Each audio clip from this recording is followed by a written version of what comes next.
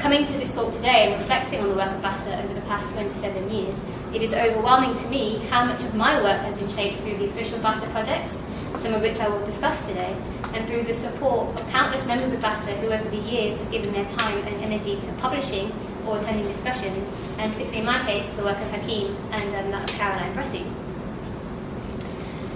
Established in 1991 as the Association for the Study of African, Caribbean and Asian History and Culture in Britain, the organisation changed its name to the more streamlined, but potentially still fraught, Black and Asian Studies Association in 1997. Much of the work of B.A.S.A rests on, this is a quote, fostering research and to disseminate information on the history of Black peoples in Britain, as well as lobbying governmental and non-governmental organisations on issues regarding the promotion of Black and Asian history. The B.A.S.A membership comprises of teachers, independent scholars, archivists and academics, and promoted Black history through projects, many of which will be outlined shortly. And the publication of a newsletter, which there's some on the table up here, that highlighted new work and research. Throughout my research into the historical development of the Black Cultural Archives in Brixton, the George Pamell Institute in North London, and the Huntley Collection at London Metropolitan Archives, many of my interviewees returned again and again to the support given to them during those early years by Marika, Sherwood, and by B.A.S.A by continuing to highlight the importance of Black history and specifically in supporting the important work of Black community archives within the sector. For my work, I have been attempting to place the development of these Black-led archives within a broader intellectual framework and have drawn extensively on the work of Hakim and Marika Sherwood through their publications on key figures of the Pan-African movement. And there's an exhibition, I think, that was put up in the 1995 exhibition at the back, so you can go and have a look. So through their publications on key figures of the Pan-African movement. Their publication, Pan-African History, Political Figures from Africa and the Diaspora since 1787, was one of the first books to really shape my understanding of the importance of Pan-Africanism as a network and as an ideology. In 1995, B.A.S.A organised a conference to mark the 50th anniversary of the 1945 Pan-African Conference, which resulted in the publication of another key intervention, the 1945 Manchester Pan-African Congress Revisited. The victory of Labour began the social exclusion agenda, which many archives, particularly local government and national archives like the National Archives, began to respond to.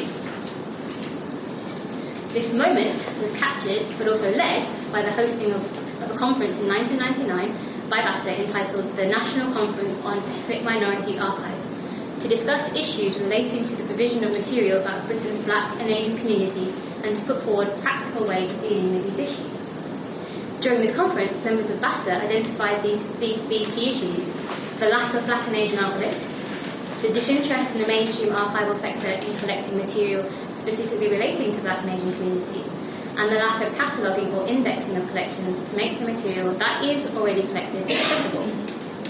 At the conference, members of B.A.S.A put together a number of key steps to address these issues and formed a working party consisting of B.A.S.A members and those from the sector in order to move forward. Later that year, another key conference entitled Whose Heritage? The Impact of Cultural Diversity on Britain's Living Heritage took place in Manchester and was hosted by the Arts Council, the Heritage Lottery Fund and the Museums and Galleries Commission, which was later amalgamated into the Museums, Libraries and Archives Council. Stuart Hall gave a keynote entitled Unsettling the Heritage, Reimagining the Post-Nation Whose Heritage, which outlined many of the key issues that community organisations were dealing with, particularly related to the problems of representation and absence within mainstream heritage, and which had been picked up by B.A.S.A members earlier. The Black and Asian Archives Working Party continued to work on getting the archive sector to recognise these issues, with sector response moving glacially, but generally in the right direction. Coalescing with Labour's government focus on social exclusion, the sector began to respond with a number of initiatives. Following the publication of government's Centres for Social Change, basically the archives sector went mad and published our report every year, including British Archives The Way Forward in 2000, something called Taking Part in 2001, another report called Changing the Future of Our Past in 2002, and another one called Giving Value in 2005. Broadly speaking, these reports focus on the importance of access and its related, as it relates to archives, and included thinking about ways of increasing access to archives, both in terms of physical access and digital access through online catalogues. These reports also about the importance of having baseline data and statistics in which to measure and chart change, including the establishment of something called the Public Service Quality Group, which provided information on archive users. And it is into this policy change that I began my archival education, and which shaped my view on the use and value of archiving records. But it's only in hindsight that I see the work of B.A.S.A here. However, it is also important to note that within the language of social exclusion, race and ethnicity became tied to the agenda as an issue that needs to be addressed, along with other issues like antisocial behaviour and low education attainment. One of the ways it was felt to address these issues was to try and engage with underrepresented communities, including Black communities, as identified through the PSQG survey, and which B.A.S.A outlined nearly 5 years earlier. However, reading the B.A.S.A newsletters that are deposited at Black Cultural Archives, it is clear that B.A.S.A had some reservations about the impact and sustainability of these initiatives and the real lack of partnership and engagement with organisations such as B.A.S.A. Equally, tying social exclusion to the ongoing trope of difference as an issue, rather than addressing historical racism, proved to be a justified barrier to sustainability. Given that the figures on the numbers of Black and Asian archivists have fairly shifted in the last 20 years, and nor the numbers of Black and Asian users of archives, it is clear that these reservations were justified. That being said, it is clear through my research into the development of B.A.S.A, GPI and the Honey Collection that the important interventions made by B.A.S.A and its members through things like the Archives Working Group removed many of the blockages for these organisations and offered important support. B.A.S.A also began its project of collecting references to Black and Asian people in parish registers across England and printed these finds in their newsletter. Reading the newsletters throughout the 1990s and 2000s, it is amazing how many fleeting glimpses into the lives of these individuals were offered, and how much research has no doubt been generated through the simple but effective tactics. B.A.S.A began to work on a database in which these entries could be accessed, but I'm less than certain about the outcome of this database project. Hopefully Marika and Hakim can fill it in. However, there are at least 2 archives that I know of who replicated and built on this important work, including Lambeth Archives, which created a publication on Black and Asian people who lived in Lambeth, and the Black and Asian Londoners Project by London Metropolitan Archives. Following the working group, there are a number of connected but distinct projects that continue to highlight the important role of Black community archives and historians, the CASBAR project and the Mayor's Commission. CASBAR ran from 1999 to 2002, which stands for Caribbean Studies, Black and Asian History, and which was a project to map the archival holdings relating to Caribbean sources and to provide a toolkit for archives to interrogate their holdings relating to Caribbean history. CASBAR was a pilot project funded by the Research Support Libraries Programme and collaborated with 16 partner institutions, including B.A.S.A and the Archives Working Party, which was based at the Institute of Commonwealth Studies. The CASBAR project developed an archive survey tool that archivists could use to further investigate their holdings relating specifically to material related to the Caribbean, but could no doubt be widened to include other aspects of Black and Asian history. Using the methodology developed through CASBAR, the project highlighted a wealth of historic material relating to Caribbean history, from where it might reasonably be expected, such as at the Institute for Race Relations, to local repositories such as in Leicester, which was included as part of the pilot study. The archive survey identified the types of records that were likely to hold material about the Caribbean, such as the parish registers that B.A.S.A had used earlier, and highlighted that a large amount of material relating to the Caribbean was easily found, but was there but not easily found and wasn't captured through traditional archiving cataloguing. One of the major findings of the CASBAR project was the need to ensure that material was well catalogued and available for continued research and reuse, and resulted in the creation of subject-specific index under keywords that covered the activities of Caribbean people in the UK, but which had not been picked up through indexes that were created by mainstream archival organisations. Throughout my work at Black Cultural Archives, where I used to work as the archivist, I returned time and time again to the work of CASBAR to guide me through my approaches to cataloguing and thinking about how best to ensure that material is widely accessible. I returned to the indexing provided by CASBAR to think about the best ways of organising B.A.S.A's large ephemera collection, and ephemera are things like notebooks, posters, leaflets, things like that, to help me think about the important themes and subjects.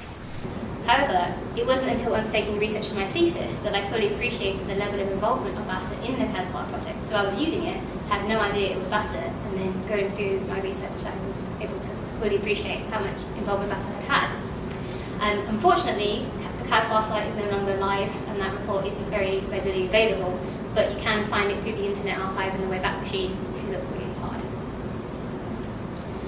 Following on from the work of the Archives Working Party and the input from B.A.S.A members, many B.A.S.A members were involved in something called the Mayor's Commission on African and Asian Heritage that lasted between 2003 and 2005. The Mayor's Commission was created by Ken Livingstone on his election to the newly created position of the Mayor of London in 2000. Writing in the foreword of the report, Livingstone essentially set out why he started it, and he claimed it was part of his commitment to celebrate and champion London's distant history. And he argued that the Commission's remit was to develop a strategic framework and action plan for engaging with London's mainstream community, heritage sectors, and wanted to uncover, promote, document and preserve the many strands of stories that make up the real picture of London's heritage.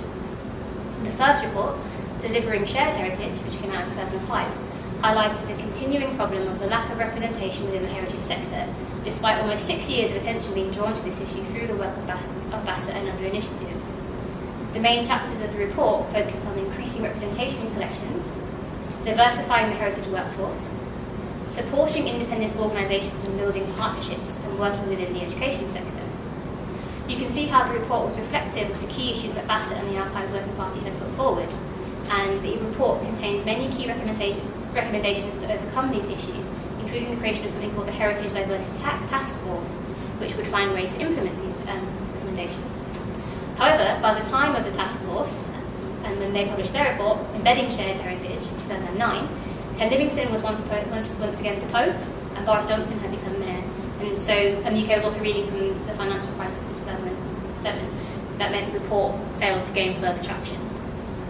It is clear through my research how important the Mayor's Commission report was for shaping how heritage, and specifically the archive sector, worked with community groups. In my research, I argue that the taking in of collections such as the Huntley collection at LMA was only made possible through the years of work by organisations like B.A.S.A to push and lobby organisations like LMA, not only to recognise and value these collections, but also to recognise and implement the importance of partnership and collaborative working. I still often return to the two reports from the Mayor's Commission to engage with many of the issues raised and the recommendations laid out. And while there's still a long way to go, the Mayor's Commission's recommendations do offer important guidance on how to ensure that Black and Asian histories are fully and accurately reflected within the sector. And I'm just going to come to the end now. So, whilst not strictly related to my research, I wanted to finish with two final examples of the tangible impact that B.A.S.A has had on how history is transmitted through generations. From its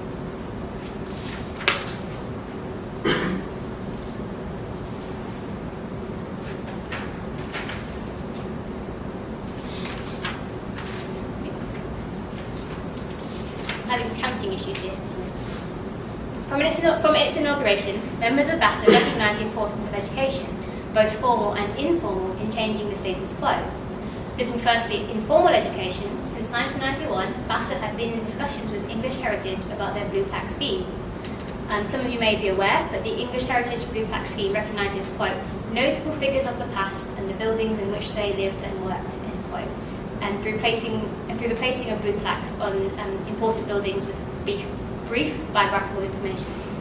Working at UCL and wandering around Bloomsbury, one can't help but notice how many blue plaques there are in such a small space, but also the overwhelming whiteness of all of those plaques. By 2001, through Marika, B.A.S.A began working with English Heritage to roll the blue plaque scheme out into the regions and wanted to highlight the Black and Asian presence outside of London. However, there was stiff resistance on behalf of English Heritage to recognise the importance of Black and Asian history. In 2004, B.A.S.A proposed plaques to people including but not limited to Claudia Jones, Dabadai Nairoji, Kamal Chunchi, Edric Connor, Adelaide Hall and George Padmore, all of whom English Heritage decided weren't notable enough. B.A.S.A also recommended plaques to people including Sharapoji Sakatava, Maharaja Dulip Singh, Ignatius Sancho, C.L.R. James, Ira Aldridge and Henry Sylvester Williams, who were accepted but who were awaiting more research. And this highlights the importance of the work of B.A.S.A members to continue to generate that research that leads to greater recognition and change. By 2005, plaques to C.L.R. James, Jomo Kenyatta, Marcus Garvey, Maharaja Dulip Singh, and Henry Sylvester Williams were approved, although the people who owned the house that Henry Sylvester Williams once lived in decided that they didn't want it. In 2016, it was announced that Gus Casey Hayford would chair a new initiative and working group for English heritage to address the fact that still only 4% of the plaques of their plaques honour Black and Asian women. And this, to me, highlights further acts of disavowal in the way that some organisations create a veneer of inclusion while still not reflecting on their own histories, but also how much lower that percentage would be had B.A.S.A not been involved in the first place. But apart from English heritage, there is a recognised need for plaques, and there are community initiatives such as Nubian Jack's plaque scheme. Finally, much of B.A.S.A's energies went into formal education and the school curriculum. Many of you are here are no doubt aware of the importance of history education that treats all histories fairly, but which is sorely lacking. Ever since and before the Accords publication of How the West Indian Child was Made Education Subnormal in the British School System in 1971, the impact of historical omissions and distortions on children's sense of themselves had been on the agenda. B.A.S.A lobbied the Department for Education and its near constant name change, like 5 in the last 10 years, they lobbied it to put B.A.S.A and Asian history into the curriculum, to advocate for appropriate teacher training, as well as lobbying Ofsted and the schools inspectors to ensure that the inspectorate were adequately trained. The gains made through this work were all pushed back in 2010, when the then new government rewrote the curriculum, and despite major campaigning from the community, the department under Michael Gove only made minor amendments to the plan. However, in 2015, members of B.A.S.A were involved in the writing of the exam board OCR's migration module and textbook. I wanted to finish with some of the key lessons that I have drawn up from my encounters with the work of B.A.S.A. Firstly, it is the importance of holding public bodies and organisations to account, and to continue to work for and champion the work of Black and Asian historians and histories. It is clear that whilst it may feel change is slow, it is clear that there has been major change, and through the work of B.A.S.A and individuals associated with it. Secondly, through thinking about Pan-Africanism and the diaspora, I've been thinking about how we can affect change at a national level through working at a local level. Much of B.A.S.A's work through research and publications has been working with individuals and locally Black grassroots level, which when broadened out tells an important national and international story. Moving forward with my work, it is important for me to think about how to work and support local groups and initiatives while still working towards a greater sense of national importance. Thirdly, and finally, relating to all of the above, is the importance of real partnership working, collaboration and dissemination. As I outlined in my introduction, so much of my research has been shaped not only through the publications of B.A.S.A members and the intellectual legacies that these have highlighted, but also through the nature of collaboration itself, which is brought about through the very structures of B.A.S.A as a membership organisation, and also through its work on the Mayor's Commission and those recommendations. Whilst this short talk has highlighted the work of B.A.S.A, there's obviously still work to be done. There are still woefully small numbers of Black and Asian archivists, and there is still resistance in the sector. But the Archives Association's recent annual conference was on diversity, and they set forth a new agenda on this front. So hopefully they will draw on all of the work of B.A.S.A and fully engage with its legacies to ensure that when we discuss the 37th anniversary of B.A.S.A, I'm not here talking about the woefully small numbers of Black and Asian archivists. I'm also moving forward not only through my research on Pan-Africanism and Black archives, but I'm working on an initiative that was begun with Alicia Chilcott and Simon Demissi, who's sitting at the back, on the issue of cataloguing and terminology and indexing. Drawing on the work of the Archives Working Group in CASBAR, we will move forward with a blueprint already laid out and begin to enact some of the recommendations around cataloguing from CASBAR and the Mayor's Commission. And last but by no means least, I've been working with the Black Cultural Archives to put together a funding bid to have the B.A.S.A archive that is at B.C.A catalogued, and to ensure that more people can access this important research. So it's a little bit of call for action to everyone. I'd be really interested in your views, and if you want to write a testimonial and support, that would be amazing. So thank you.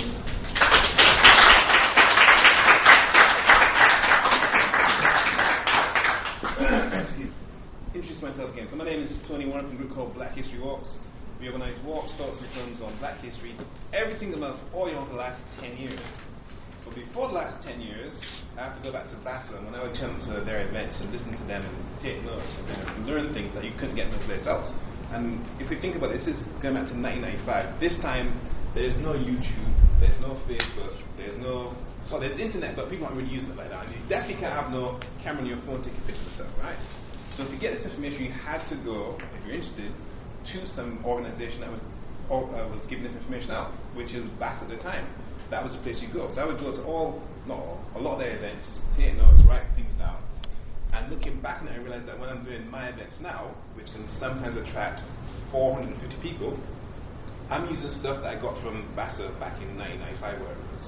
So I can't think about what I'm doing now without recognizing what came before, which is why I organized this little mini conference here. And actually thought, just from hearing Hannah's talk there, that one conference is not enough to actually deal with the kind of work that's been done for the last 27 years. It's just not enough at all. So I might do another one next year, but these things take time to organize, as you can see. One more thing about English heritage, for example. In 2005, I think it was, there was a move to have a statue of Nelson Mandela in Trafalgar Square, right? And they had to get permission from Westminster Council, and they said no, because there's no room in Trafalgar Square for a statue of Nelson Mandela, and it wouldn't fit the area. That's what Westminster Council said. English Heritage was also against the statue of Nelson Mandela. So that makes you kind of think as to what kind of organization English Heritage actually refused the statue of Nelson Mandela in Trafalgar Square. So eventually they got around it. Actually, they had to then appeal the decision of Westminster Council, and they went to the Deputy Prime Minister, Mr. John Prescott, who also said no to the statue of Mandela in Trafalgar Square. And that's how come it's actually in Parliament Square now. So just from that alone, you can imagine the kind of obstacles B.A.S.A had to go through to get them to even recognize the idea there should be a plaque for Henry Sylvester Williams, who people don't know much about at all, because everyone knows about Mandela, and he had a hard time getting pushed English heritage, so you can imagine what they were going through back in all this. So this is partly why I've organized this conference, to actually sort of have some time and space to recognize and think about what B.A.S.A was doing, how important it was, and also to kind of give some praise to people who set it up and drove it for all that time, because as you know, I think you might know, it takes a lot to organize events and put them on and do the leaflet and print the brochures and actually, and again, look at this is going back to the 90s now. There's no, like I say, you can't just kind of do your PowerPoint presentation. At that time, it was slides, literal like plastic things you'd have to kind of, design and put up there. So there's a whole bunch of work, and you have to kind of recognize that work ethic. So what's going to happen now is I'm going to stop talking and hand over to, as I said before, the grand dam of B.A.S.A. One more thing. The other reason I chose to organize this event at this time is that it's Miss Sherwood's 81st birthday in about 3 days. Right.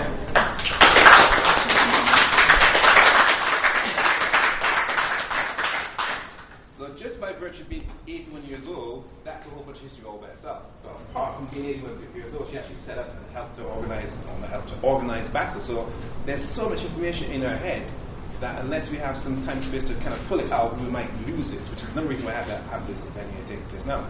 So Marika to come to the stage and to speak for, as long as she wants to speak about what she wants to speak about, but purely, hopefully about B.A.S.A and what she did with it. So over to Marika.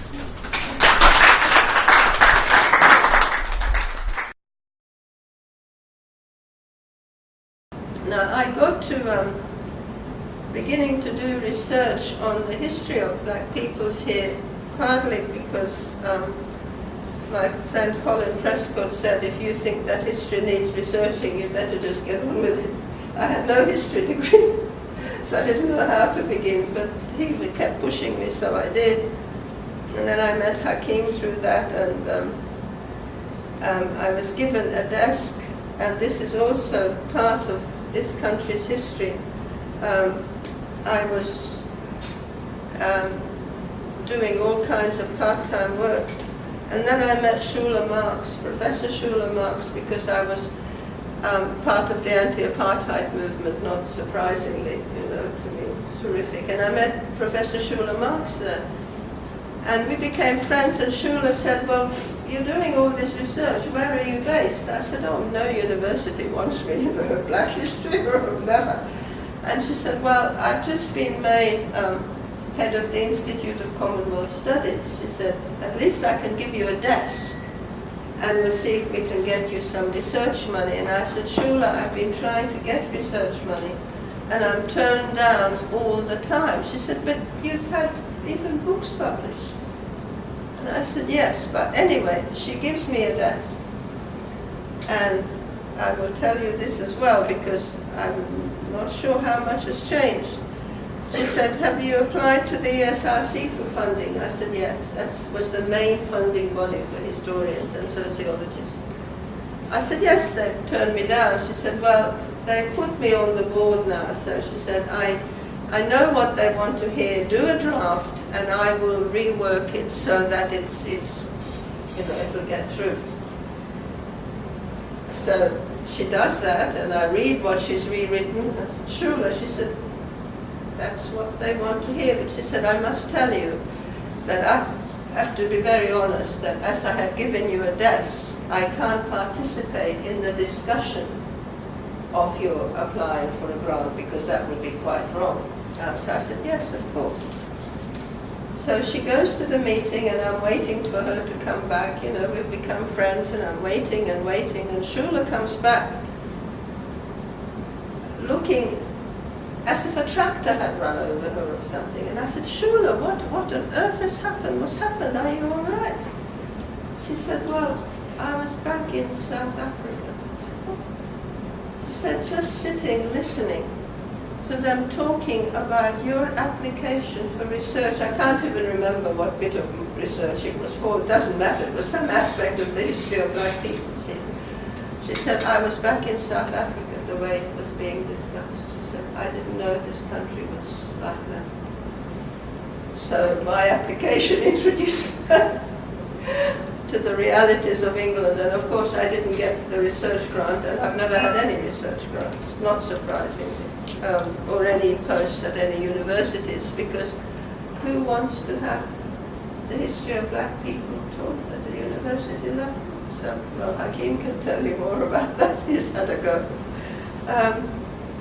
Anyway, we set up the Black and Asian Studies Association because so much needed to be done, as Hannah told you. So, and if you buy the newsletters, we have written up in the newsletters all that we try to do. We realized that a newsletter was needed so we could talk with people. Don't need one today, there's different ways of talking to people.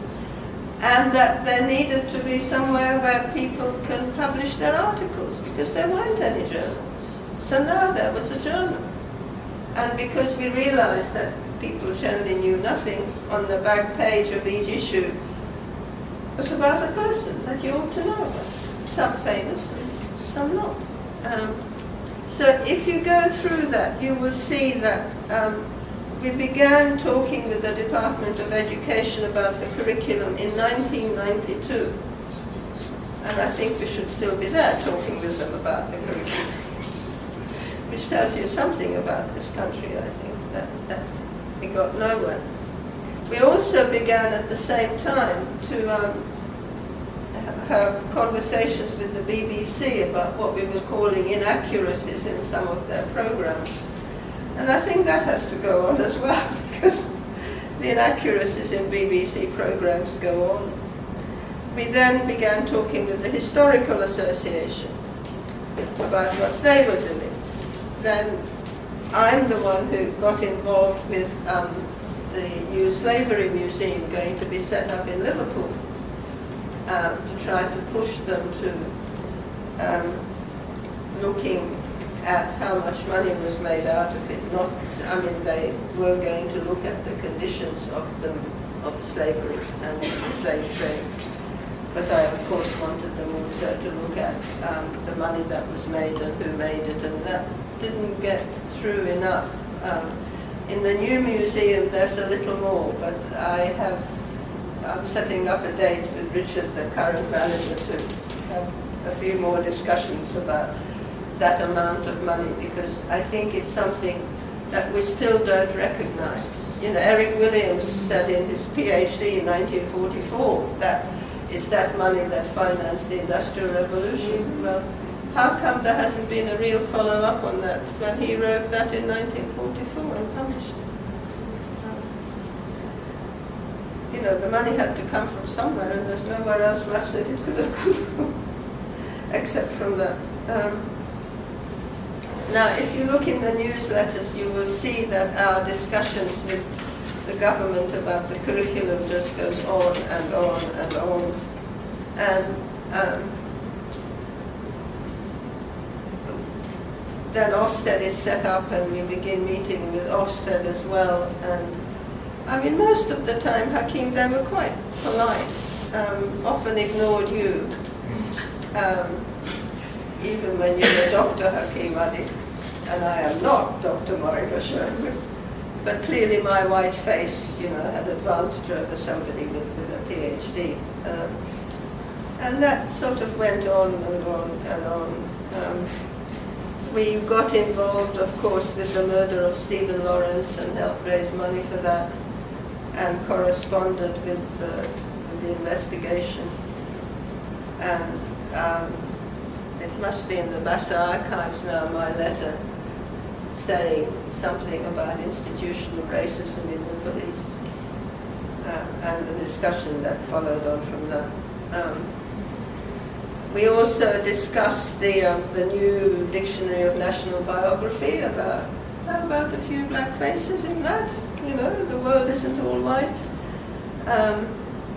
And as Hannah said, we talked with English Heritage a lot about blue plaques. We also talked with the British Library about the lack of black staff. And I still don't see that many professional staff at the British Library. Anyway, the discussion with the Department of Education just goes on and on and on. And I think it has to go on. So there's nothing else that I really want to say, except that I think that all that is revealed in the newsletters will certainly demonstrates to me that there haven't been enough changes, and that we have to continue fighting. And to do that, there has to be a new way of us getting together. We also need a new version of the newsletter, because you don't know where somebody might have published an article that would be of interest to you, because there's no way of finding out. You know, which is just terrible. You know, you'll see how many people got in touch with us because they're doing bits of local research. Some have ended up as books, as I know, but you know, it's just so important. And it would be very important, I think, to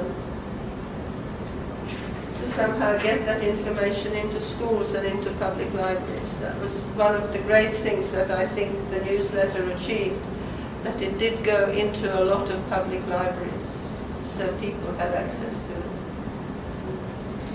And I think I resigned as the editor of the newsletter when I turned 70. And I don't know that I can be very much part of anything new that's set up, partly because I live in East Kent, but I'm also getting a bit tired. But I think it is absolutely essential that something is set up. So please, at the end of today, I hope we succeed. Thank you all very much.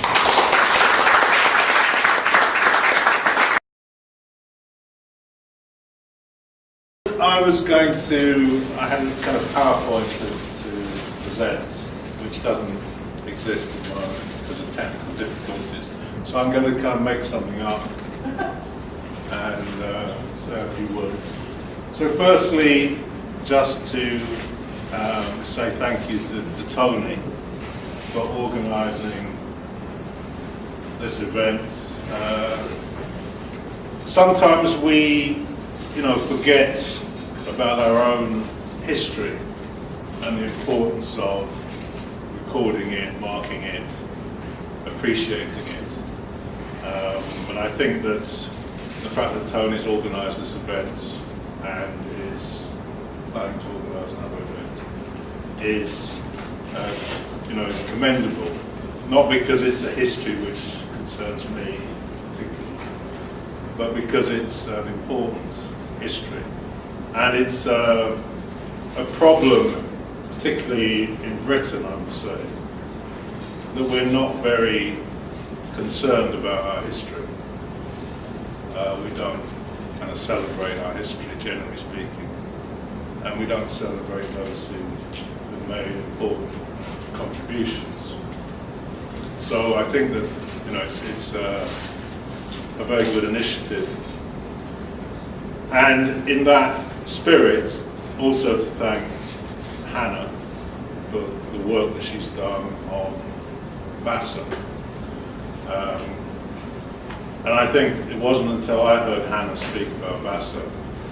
that I appreciated the significance of B.A.S.A. because often when you're involved in things, you're just getting on with something. You don't actually see the place of it and how other people see things is important to give you that perspective. So thank you for your work and for chronicling B.A.S.A. and its work over whatever it is, 27 years. So I should explain that Marika and I first met over 30 years ago, and almost from that first meeting we began working together, I would say. And what became B.A.S.A. grew out of those meetings and discussions. And the main reason for establishing such an organisation was that nothing was going on, really. There was very little research being undertaken. There was very little information available in general. There was clearly not very much being taught in schools. I think when we started, I'm not even sure the national curriculum existed when we started, but it was a long time ago.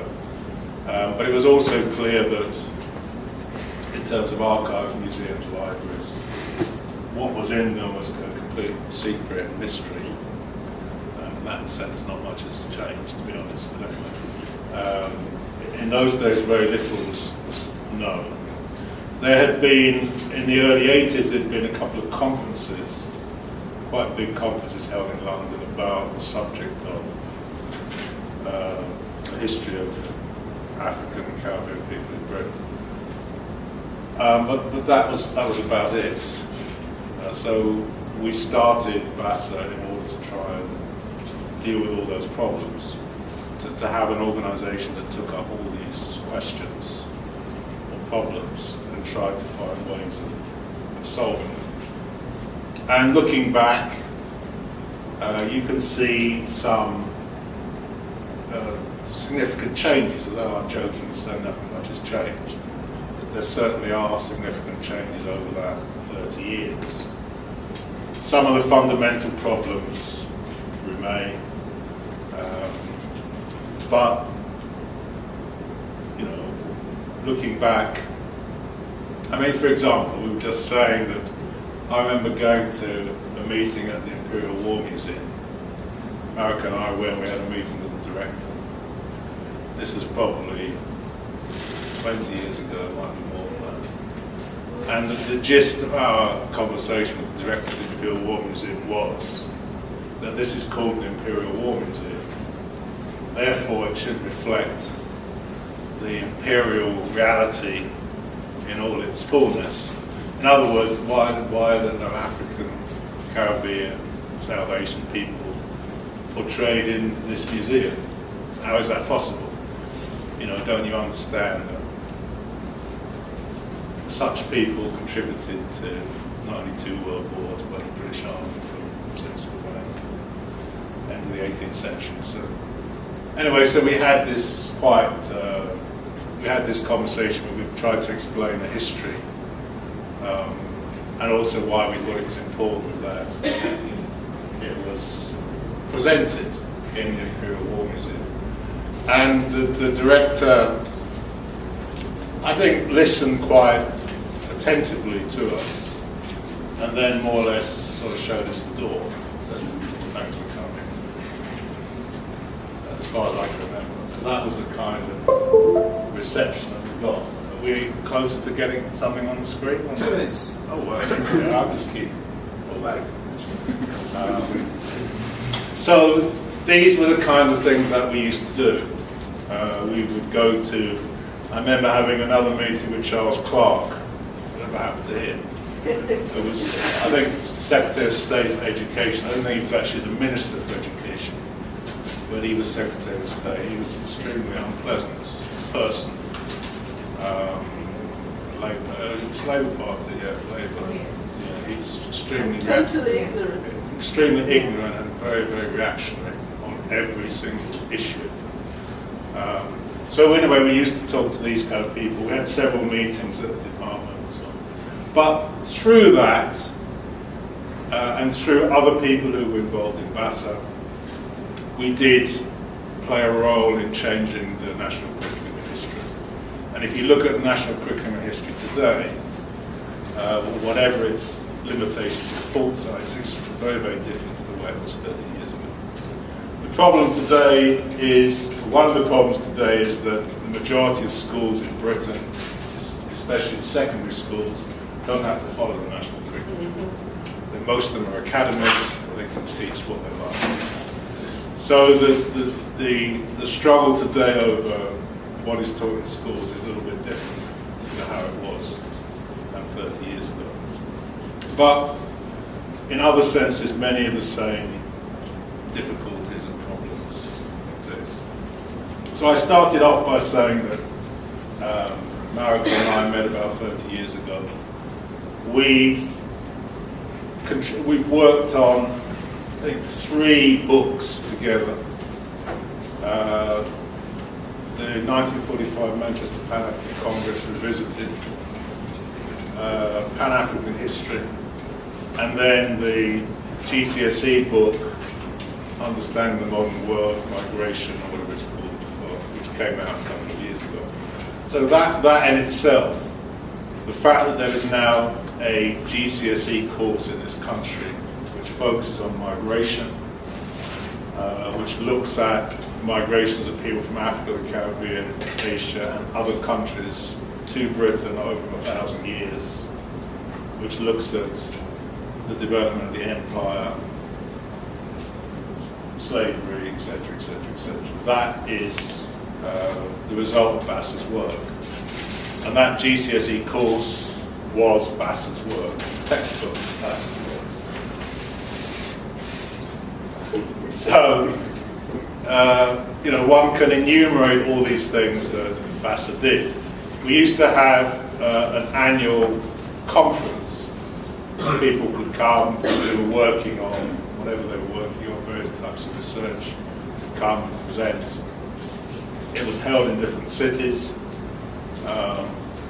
In those days we were younger, and then we just used to sleep on the floor somewhere. I don't worry about these days. Probably my time of life, I'd probably want to stay in a hotel or something, but in those days we just did whatever needed to be done. So I should say something about Marika. Well, there's no point standing out there, is there?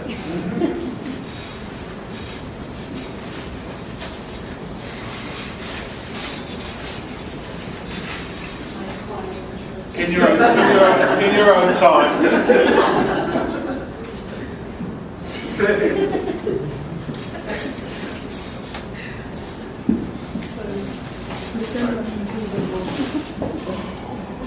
So yes, I wanted to say something about Marika. So Marika is an unusual person. It's nothing to do with her background or anything like that. But she is unusual in, I'd say, amongst those who call themselves historians, in that she is an extremely generous person.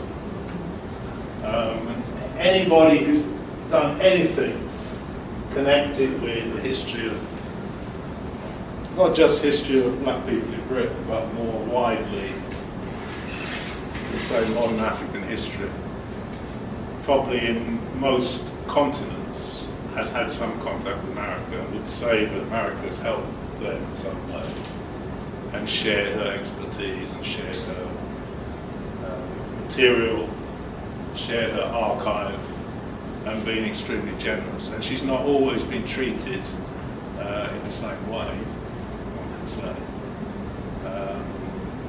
which anyway, tells you something about those other people who claim to be historians, who claim to be involved in history. So she has unusual qualities. She said that earlier that she's never had a university position, and that tells you something about, universities and how they operate and their concerns in general, which one can say are not to do with education and enlightenment in general terms, but with other things which we don't necessarily need to go into now. So that is a problem that we face. We live in a society which is in opposition to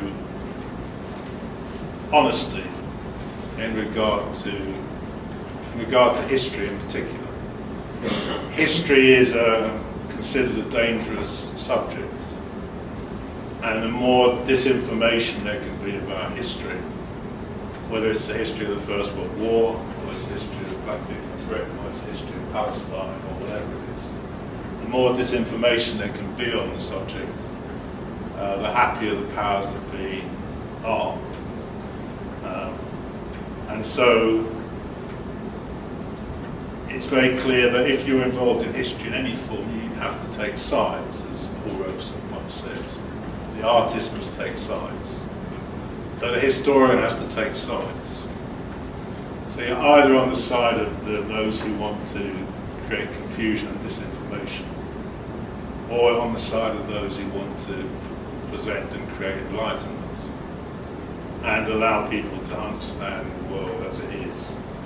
Some people think that history is about the past, mistakenly. History is not about the past. History is about the past, obviously. But history is really about the present and the future. And so our appreciation and understanding of history is to do with our place in the world today. And essentially history is a study of change and the agency of human beings in that change. And so the powers that be generally have the view that there's no such thing as change, that everything is static. And of course, particularly in relation to Africa and Africans, they present that view of the world. Nothing ever changed in Africa. Or Africa has no history, which means the same thing. So, anyway, that's their view. So, you either adopt that view, and some people who call themselves historians do adopt that view. And history is not about anything in particular. So.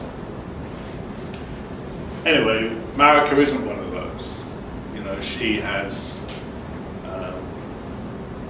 always seen history as being, you can say, a political question, something that needs to be fought for. And so, all praise is due to her for doing that and taking that stand. And devoting, many, many years to do that.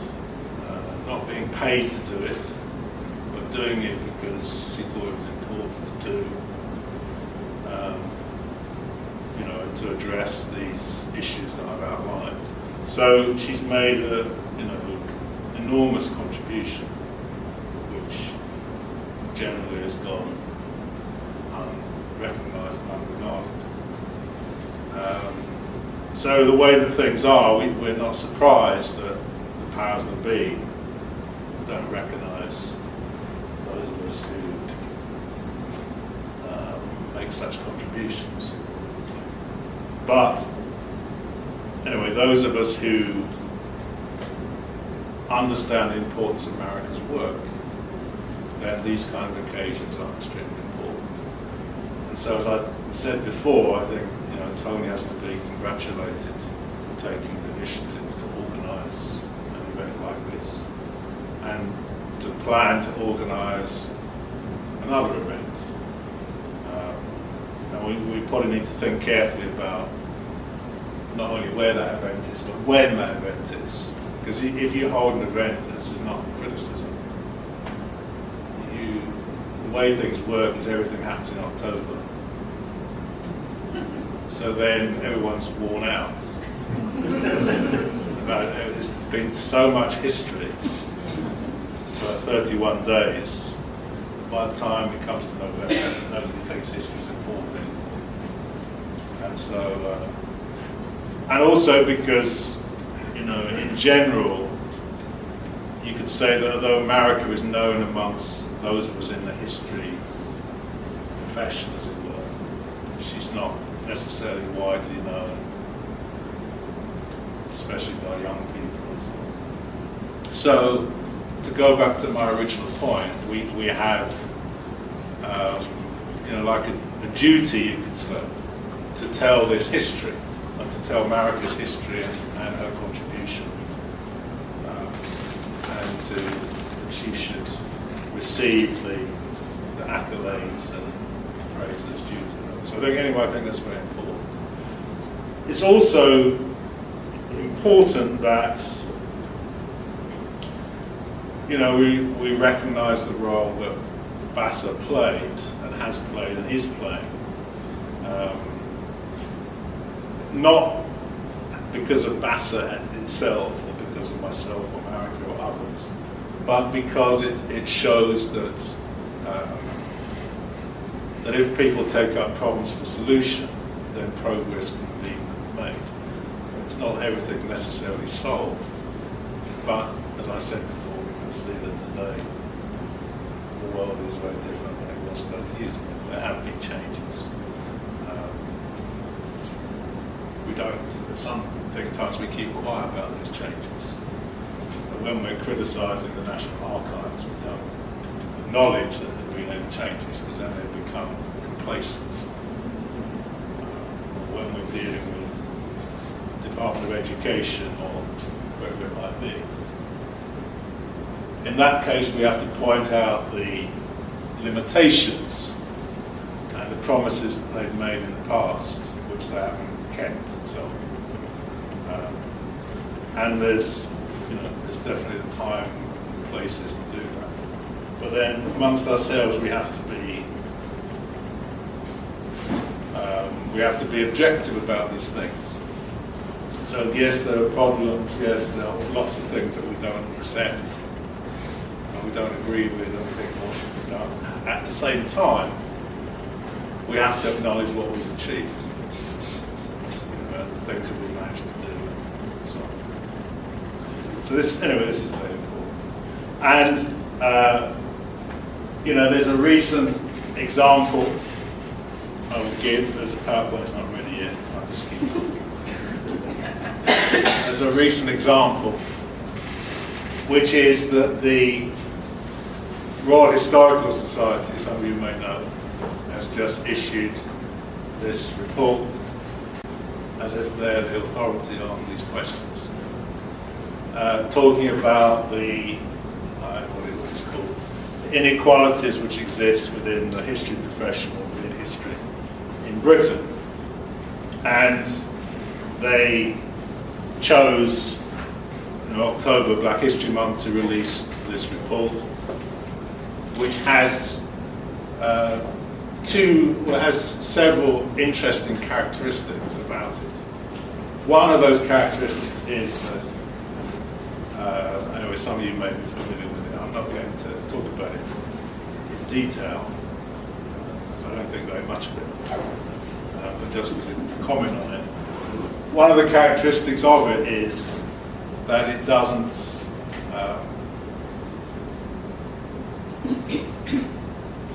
commit the Royal Historical Society to doing anything. So you issue a report which allegedly is about some problem, but you're not going to do anything about it. So this is completely useless. And it's in contradiction, opposition to what B.A.S.A did. So B.A.S.A recognised that there are these problems, then it did something about them. Because it understood history. It understood that things change because human beings stand up and do something about it. The Royal Historical Society doesn't understand anything about history, whatever its name, because otherwise it wouldn't issue such a report. The other reason that, or the other indication that the Royal Historical Society doesn't know anything about history is that they falsify the historical facts. So the investigation into the low numbers of black students in particular in the history profession, or both at school and university level, the low numbers of black teachers of history, the small number of black academic historians and so on. All of this was, we can say, identified, discussed by the History Matters initiative and conference which took place 4 years ago. And I know that because I organised that conference. So that conference was organised, you may be surprised to hear, in collaboration with the Royal Historical Society, the Historical Association, the Schools History Project, and others. And in the course of organising the conference to look at this problem of why there's so few black people, as Tony said, there are only two. Up until a month ago, there was only one black professor of history in the country. Now we've doubled to two. Anyway, so we held a conference to look into all this, which I was the principal organiser of. So we organised it in collaboration with these other organisations, and we urged the Royal Historical Society to carry out a report. Not because we thought that there was anything particularly good about the Royal Historical Society, but because they'd already written a report on issues of gender within the history profession. So we said, well, if you're concerned about gender, then you should also be concerned about these other matters. But they weren't. And they decided not to make such a report, even though they were encouraged to do so several times. So then, belatedly, they decided to issue or to conduct such a report, but without any reference to the History Matters Conference, to me, to others who were involved in organising it, including Professor Oliver Tortelli and others I won't go into naming now. We weren't consulted, we weren't invited to take part, we were completely ignored, and the work which we'd undertaken was also ignored. I should explain that at that conference we had speakers, all of our speakers we had school students, black school students, undergraduates, postgraduates, history teachers, as well as 2 experts who had investigated this whole subject, lack of diversity in the history profession. So all of this, even though the Royal Historical Society was one of the partners in organising the conference, all of this was completely ignored. And this report was written with no commitment to do anything. So this is a kind of, not only falsification of history, but the kind of thing which goes on. And which, you could say, is it designed to encourage change or to discourage it? Drawing other conclusions from that. No, scratch, sorry, it's a scratch. Right, okay, good. Okay, well, I'll start what I was going to say. Okay, so I said that B.A.S.A did all of these things in the past. So the question is, what kind of things might be done today? So if I start with let me go back to the History Matters Conference. So I said that the History Matters Conference discussed all these things in detail, didn't keep it a secret from people, but involved people. Said everyone should come and discuss. And then it drew up a number of resolutions as to what should happen next. And I will mention 4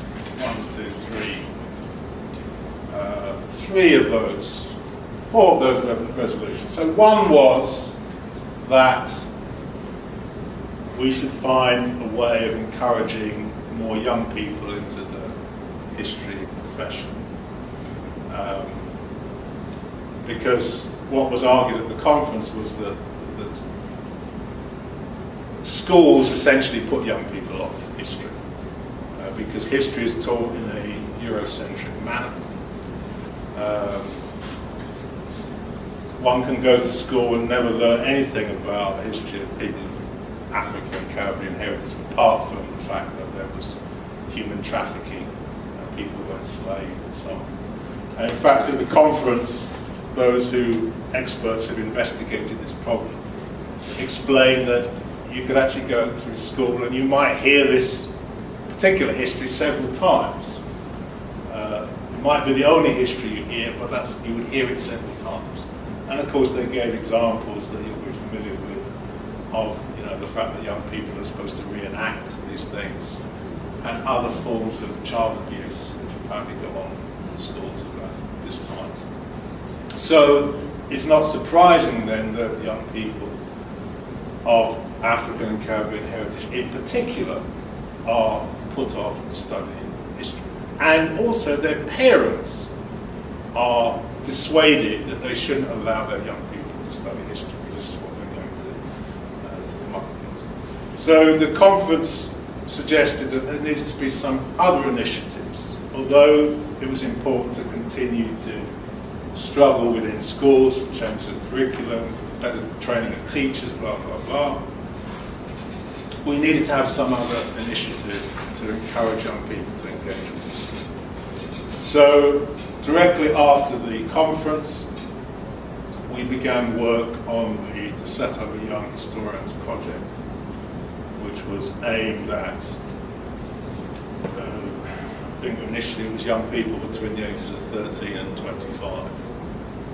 And because we'd had some school students speaking at the conference, we immediately rounded them up, if that's the right expression, and said to them, okay, well, you're obviously interested in history because you're here, you're setting up this project, would you like to be involved? And several of them said yes, they'd like to be involved. So we began discussions with them about, okay, so what would you like to do? What kind of history would you like to study, research? And they said various things. I remember somebody said, well, we want to do something on black Tudors. So we said, yeah, okay, that's a great idea. How are we going to do that? And what exactly are we going to do? So we thought, well, maybe that's not the best initial project to have. We should think of something else. And I happen to know several people in the Black Liberation Front, which was formed in 1971. So we said, okay, we'll begin working on that. And so we started the project. I think we had, at one stage, we had one person. And then I was aided by Cheryl, some of you will remember. Cheryl unfortunately passed away. So that was me, one young man. Okay, so anyway, we had the mandate or the responsibility. The conference has said this needs to be done. So we have to do it. So now we have, I don't know how many did we have? 16? Yeah. Yeah, we had a project of 16 young people with Heritage Lottery funding. Amelia is one of the leading young people in that project. They've just been awarded a second HLF funding of some 40, how many thousand? 45,000. 45,000 pounds for the second project. We now have another young group of young people who are working on that project. The last project, if we had internet, I would show you, but you can all go home. You can Google Young Historians Project. You'll see the film which they created, the exhibition which they created, the work which they've done. They're nearly all young women. I don't know why that is. Some peculiarity of young black women. They're now engaged on their second project, which is looking at the history of African women, meaning women from the African continent who have been here in Britain from 1930 to the year 2000. And they decided, because this year is the... Finally. So I can stop ad-libbing. Okay, so anyway, so the point here is that you have to, let's say, if you want to change something, you want to have an impact on something, then you have to do something. You have to organise and do something. So this is one example. You can. Yeah. Okay. So I'm going to go back and talk a little bit about B.A.S.A. I mean, Hannah said some of this already, so I'll just show you the pictures. So this is the kind of thing that was sent in. So this is quite important, because the whole question of we talk about the history of black people in Britain, or African and Caribbean people in Britain, often as a hidden history, meaning that we can say it's hidden in many ways, but one of the ways in which it's hidden is that there's lots of material around. It's in museums, it's in libraries, it's in archives, it's in record offices, but we don't necessarily know it's there. And the question is how to get at it. So, B.A.S.A. contacted local archivists, genealogists and others, and asked them to send in material relating to the history of black people in Britain. And this is just an example. At first, I think, if I remember rightly, material came in mainly from the 18th century, then from the 17th century, and then we even went back to the 16th century. And as Hannah said, we collected hundreds of records, some of which has been used in research which people have done in the last few years. But this is the kind of thing, and you can see this is just one page, and you'll see some of this from all over the countries. This is from Canterbury Cathedral, Bedfordshire, and so just this in itself created, or helped to create, a whole new picture of Britain's history, or Britain's hidden history. Okay? And much of it is still hidden. And it's important that it becomes unhidden, that it's not a big deal that there were Africans in Canterbury or Northants or Wales or in Tudor times or whatever it was. This is okay, let's move on, so I'm going to go through this quickly now. Okay, well you can see this was sent out also to archives to ask questions about, okay, what do they have? What do they hold? What are they doing? What are they planning to do? And this information came back, and as you can see, with the help of the Society of Archivists, over 100 of these questionnaires were sent out all over the country to local record offices. And this archival work was extremely important. Let's go on to the next slide. And Hannah also mentioned this national conference which B.A.S.A. organised in 1999. I think it was opened by, what's her name? The MP from Hackney? Diane Abbott. I think Diane Abbott opened that conference. Yeah, that's what I And then I could go into it, but I'm not going to go into it now because I've spoken a lot already, and Hannah's mentioned some of it. I'm just going to show you the pictures. Let's go on the next one, yeah. And then the Black the Nation Archives Working Party was set up after that conference. This is, anyway, just the agenda of those meetings. I remember I used to chair some of those meetings at London Metropolitan Archives that drew records officers, archivists from all over the country. We discussed all these things. As Hannah said, it then filtered into various reports. And so we thought we'd made it. We were a bit naive in those days. Okay, next one. There's the next one. Is it? Oh, that's great. Okay, so this is, I showed this at a conference a few weeks ago, archivists. Show, because people are still talking about recruitment and lack of diversity amongst archivists. So this is one of the things that B.A.S.A was involved in. And you'll see this conference was held. Everybody said, yeah, we're going to change this and we're going to bring in more. So that was 20 years ago. And when we had the Elmer conference, how many black archivists were there? 2? 3? Yeah. Okay, next one. Okay, we heard Hannah talk about CASBAR.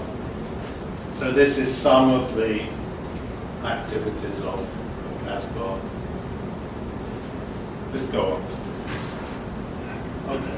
And here is the textbook that I mentioned that B.A.S.A's Education Committee produced. Martin and Dan are experienced teachers, secondary school teachers, heads of history. And then Marika and I are mere historians. So this is available in all schools who want to. Yeah. Okay, so I mentioned the History Matters conference, so this is just in case anyone from the Royal Historical Society was here, just to prove that we held a conference. And you'll see here what it says.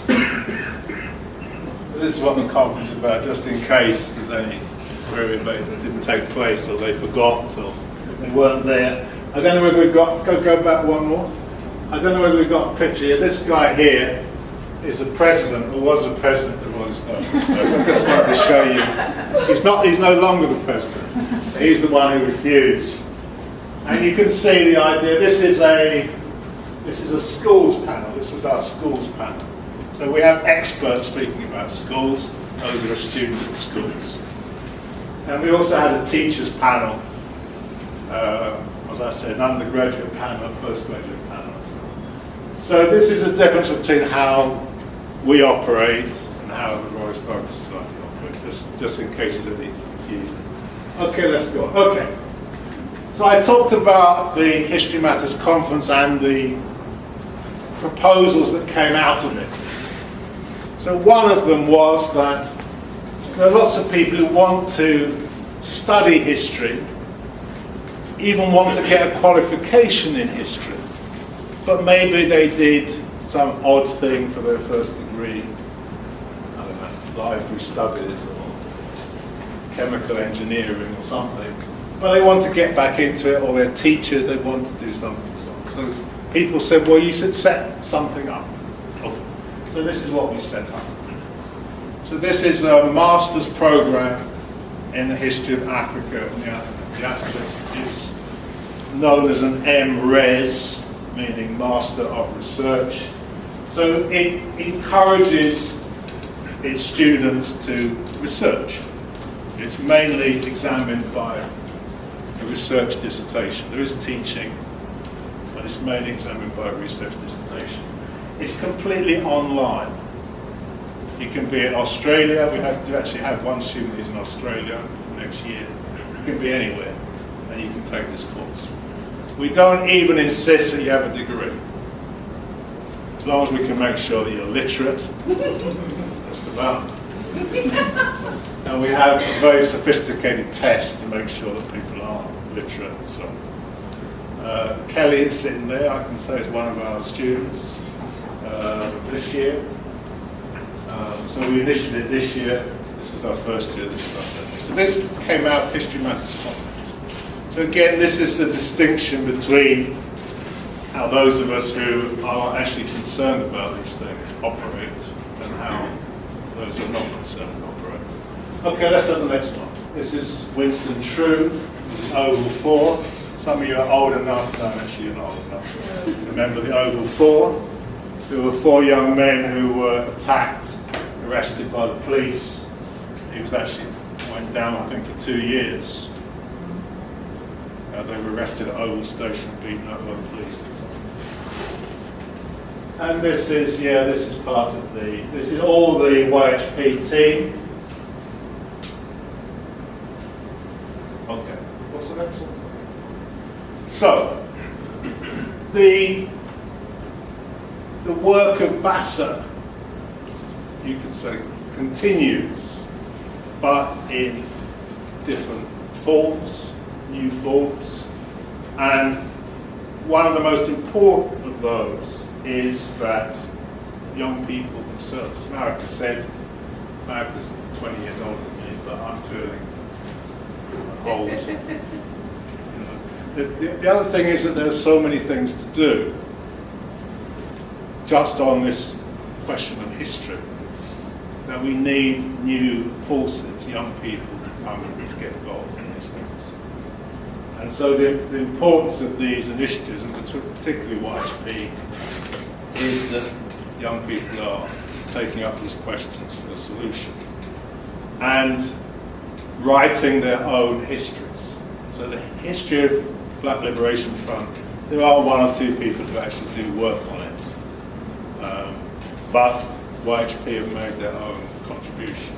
On the history of African women in Britain, on the other hand, there's more or less nothing. So YHP will be initiating that history, producing that history, writing that history for the first time. So the point of all of this is not to blow the trumpet of B.A.S.A or blow the trumpet of YHP or blow the trumpet of Hakim.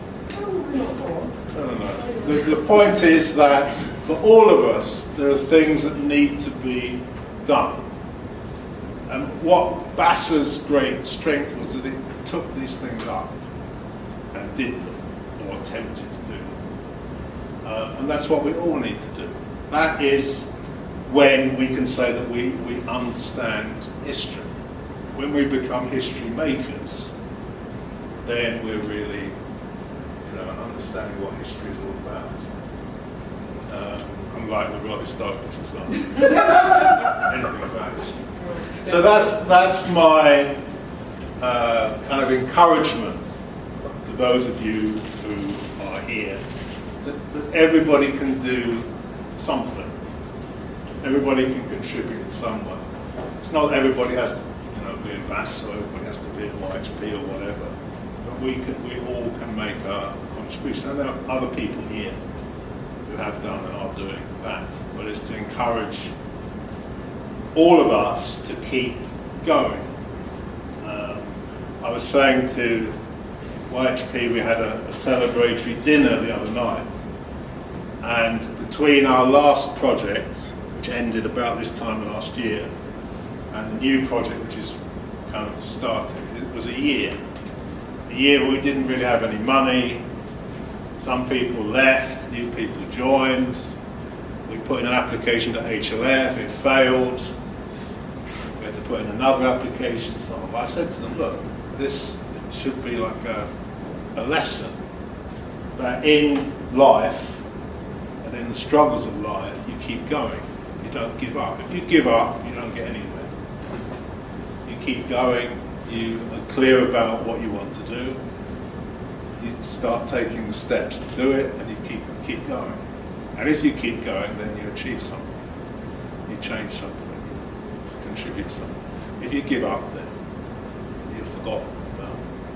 So we don't want to be forgotten about. So as the makers of history, we're determined not to be forgotten. And so anyway, that's my encouragement to everybody to make their mark, not be forgotten, leave your legacy, and then when we have a legacy, we can have occasions like this when we celebrate it and discuss it and reflect on it. Whereas if we haven't done anything, then we can't. So with those few words.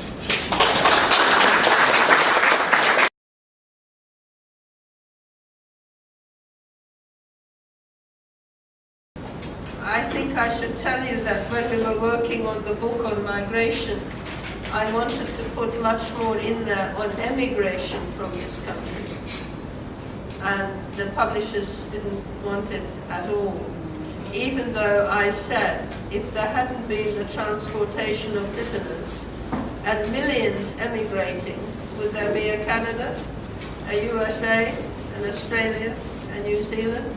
But clearly that reflects on the situation in this country, which you don't want to talk about. I mean, people wouldn't want to emigrate if they had a good time here, would they? But they did. And finally, that the records on black political activists continue to be withheld from the National Archives. There's not a single record on George Padmore, Claudia Jones, Amy Ashwood Garvey. You go there, nothing. So I have put in yet another Freedom of Information request, which must be about the third or the fourth I've put in, and we've put it in together. But, so I will let you know what happens, and maybe, you know, one of the things we can do together is protest about the withholding of this history. Maybe you should send it to the security services instead of the archives. Oh, this has gone to, it's gone broader than the archives. No, so before we get to the actual Q&A itself, I have to state the fact that I believe that Black History Walks is a legacy of B.A.S.A. So I'm going to do right now is take you through some of the stuff that Black History Walks is doing. That's basically built on the platform of B.A.S.A. in the first place. So let's go through a couple of things here. Not that one, sorry. We show films at the B.A.S.A. every single month all year long. This is an example of a Q&A we organized after the film. To begin with, Hannah, what do you think of the film? I thought it was historically accurate, reflected some of the historical events. I was very pleased about the portrayal of Nzinga, because the first time I came across Queen Nzinga, I was sitting in the summer of 1999 in the George Padmore Library in Accra, Ghana. I was doing some research on Kwame Nkrumah. And one of the nice things about research is sometimes you stumble on things outside of what you've set yourself the target or the objective of researching. And I came across this article on Angola, Angola's 17th, 18th century history. And I came across this historical figure, Queen Nzinga, and I was profoundly impressed. And this was back in 1999. And I've been very much intrigued by the history of Angola, and particularly Queen Nzinga. So that's just a sample, because we show films once a month, every month, for the last 10 years to be a. That's just one of them. You can't see from that angle, but in the audience there's 450 people, 450 people watching that film and listen to Q&A. And as she said there, Dr. Amamani said there, she actually got the information from the George Padmore Institute in Accra. So it's all kind of connected when you think about it. It's all there. But that there, all those people sitting there watching the film that I put on goes back to B.A.S.A, because that's what I found out about people like Queen Nzinga and other people like that, as we'll see later on. Apart from that, that's a fact that links into what Professor Hakim is doing right now. The fact there's a lack of black professors and more of a lack of black female professors. So what we've done to address that imbalance is we've organized grassroots lectures from black female academics. So we have women who have either a PhD or a master's or just have an expertise in a certain area. We'll organize for a venue like this or sometimes bigger, and we'll have them come and speak for 2 hours on the area of expertise and make it free to the public. So we've had events for the last 6 years called the Queen Nzinga Lectures, which have black women giving their expert testimony for their area of expertise. So that's just a sample of some of the stuff we've done in the last 6 years on the black female academics who don't get the recognition they deserve. So you've got very simple facts black professors, Black Warrior Queens of Ancient Sudan by Candice Jibril. Isn't Candice Jibril in the audience today? They are sitting there with glasses on. That's her. Because Miss Jibril would come to my lectures back in the old, my events back in the old days, and thought she wanted to do something similar. So she began to research books One of her first books was a book on ancient Sudan Kush. Her most recent book is this book here, designed for children on the Windrush, right? So she's took her own time and published a kind of a reading book on the Windrush for kids who are aged between 8 to 16, I think, right? So that's the example of the legacy of B.A.S.A, via Black History Wars on Candice River, because I learned my stuff from B.A.S.A and then put it into different events. Then Candice came to my stuff and thought, okay, she can do a book. So there's a legacy you can see, you can access right here. And this is a really good book for any school to have when it comes to understanding what the Windrush is all about. But that's what the legacy is right here. Apart from that, you can see there's a whole bunch of really interesting topics here, because we have about 39 lectures so far, and we've got more planned. And what we're doing is we make links with different universities like UCL, Imperial College, whatever, and getting them to give us free access to their venues and bring in the speakers from our perspective, right? So that's what we're doing to kind of change the system to some extent. We get audiences like this. So when people say people aren't interested in Black history, that's a little rubbish, because look at our audience, right? Full house on a Friday evening somewhere in the West End, right? So there's a need for it, there's an interest in it, there's a demand for it, but the mainstream is not addressing that issue for some weird reason. Other than that, we've organized something called African Women Resistance Leaders Political and Spiritual Course. It's a 12-week course looking at Black female leaders, be they spiritual or be they political, and it's led by myself and a woman called Dr. Michelle Santova. We run it, it's the second time we've run it so far, and we're going to run it again next year. So what you can see here is, you can see obviously an African queen here. This is about the Mangrove Line, which I learned about from B.A.S.A, right? And in the Mangrove Line, you got a lady called Althea Jones-LeConte. That's her right there, right? That's Althea Jones-LeConte, who was one of the leaders of the Black Panthers, based in Brixton, and she was also a leader of the campaign in the courtroom to free the Mangrove Line. She was actually taking on qualified barristers, although she was not trained as a barrister at all. So she's a real legend.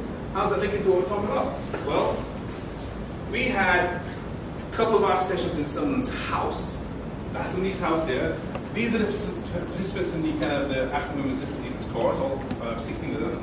They're in someone's house, and this is the person who owns the house right here, in the middle. And this is Althea Jones-LeConte. No applause for that. Oh, yeah. So we're bringing in the people who were doing the work back before I was even born to access a new generation, to pass on the knowledge to the next generation. That's what's happened there. And she actually had us in her own home because she was so impressed by what we were doing. So that's the legacy of B.A.S.A. Then you got this. We're organizing a river cruise, a Black History river cruise. It's going to cruise from Pimlico to the Thames Barrage and back. On the way, you'll have a narrative commentary of all the Black history on either side of the River Thames, right? Which is fairly unusual. The money we raise from that cruise is going to go into putting a plaque to Dr. Harold Mooney, who used to have his meetings of his civil rights group back in the 1930s in a place called Great Russell Street, where the British Museum is, not far from the road. So that is the sort of thing that B.A.S.A was complaining about back in the old days. And rather than wait for English bloody heritage to do anything, we'll do it ourselves, right? So we're thinking of a guy called Newman Jack to have this plaque up in his venue in March 2019, which will be the 80th year of the establishment of the League of Colored Peoples. That's what we're doing. Then we've got a bus tour as well. We actually have a double-decker coach now, actually, to drive around London, looking at all of the Black history in different venues that you probably see all the time, like Tower of London, Tower Bridge, Big Ben, whatever. And for each venue we see, we're going to talk about the Black history that's hidden right there. And the funds raised from that are going to put a plaque to not just Harold Mooney, but also a guy called Bill Richmond, a guy called Tom Molyneux, and another guy called, what's this guy's name now? Oh, Baron Baker. These are all people who are under-recognized by the mainstream. English heritage will probably take about 50 years to recognize them, so we thought let's just do it ourselves, use our own money. Marcus Garvey style, like this event right here. Then of course you got this, where we get access to another generation using popular Hollywood movies. So of course, you know, this film called Black Panther came out this year, a very popular film, but it is full, literally full of a whole bunch of African history. It's non-stop. But unless you know some details, you miss it. We've organized like, cheap events whereby they can come and see what that film's all about, with some proper African history involved in the discussion. Then of course we've got, that's not for you, that's for younger people. And that's for younger people too. Then of course we have our kind of art gallery tours, led by some guy called Michael Overdue. Ever heard of him before? No. No? He's staying over there.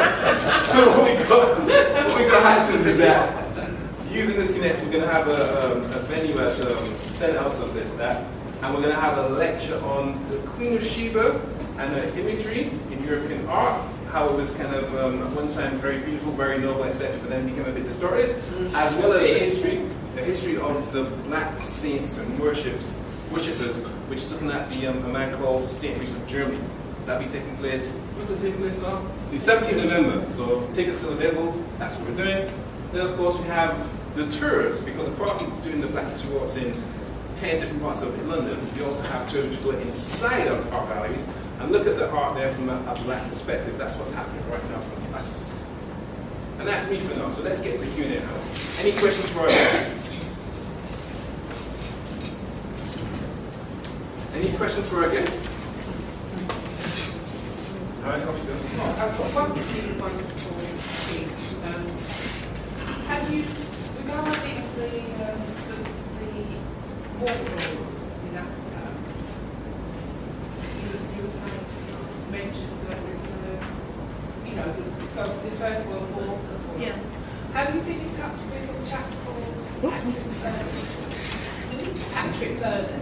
Oh yes, I know Patrick. Oh, well, just something, because I know he's very interested.